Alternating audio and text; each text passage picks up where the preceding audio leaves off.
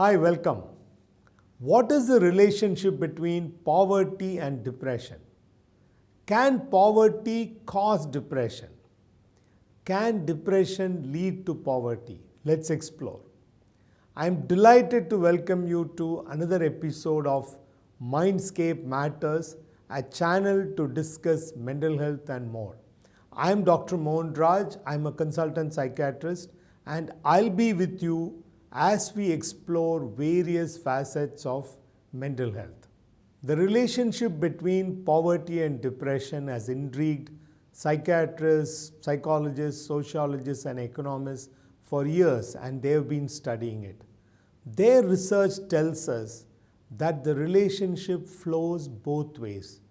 That means a person with depression can move towards poverty, and a poor person, is prone for depression. How does poverty lead to depression? In an earlier episode, we had discussed about the human needs. We looked at the Maslow's hierarchy of needs, what are our basic needs, what are the other needs.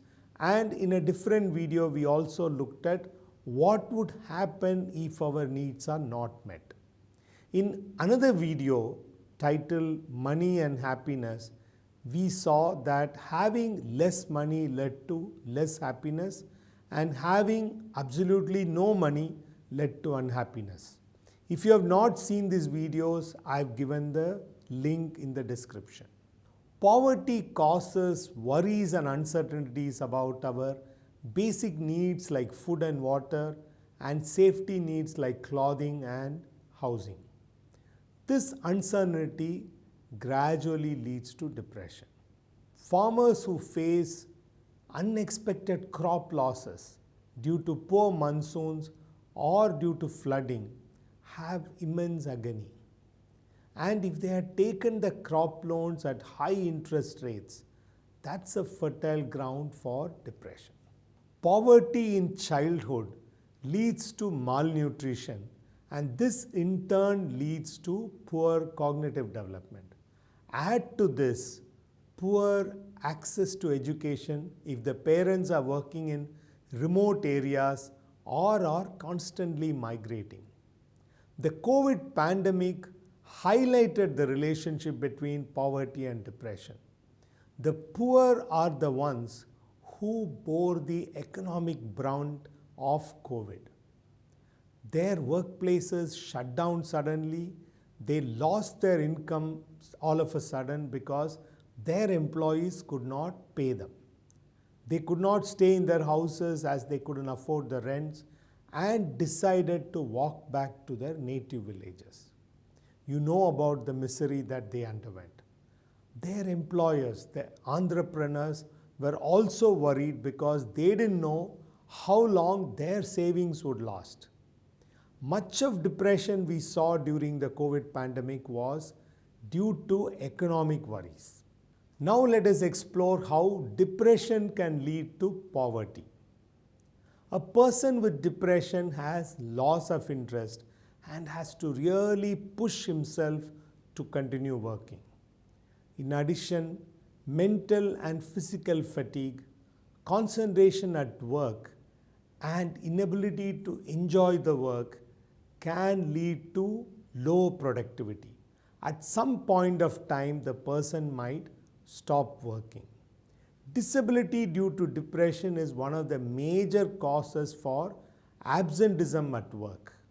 In addition, those with depression would also let opportunities slip by, as we saw in the previous episode. Career decisions made based on depression can also lead to decrease in income. We just saw the relationship between poverty and depression works both ways. So in addition to treating depression, governments should invest in poverty alleviation programs like generating job opportunities, giving good access to education, healthcare, and housing. Some of the prevailing government schemes like the noon meal schemes are revolutionary in that it ensures access to education in addition to nutrition. Some of you might ask, if poverty is associated with depression, does it mean that the rich would not develop depression? No. Depression does not discriminate class. It happens in all socioeconomic strata. The rich also would develop depression, but for different reasons. Poverty is one of the reasons for depression. There are other reasons too.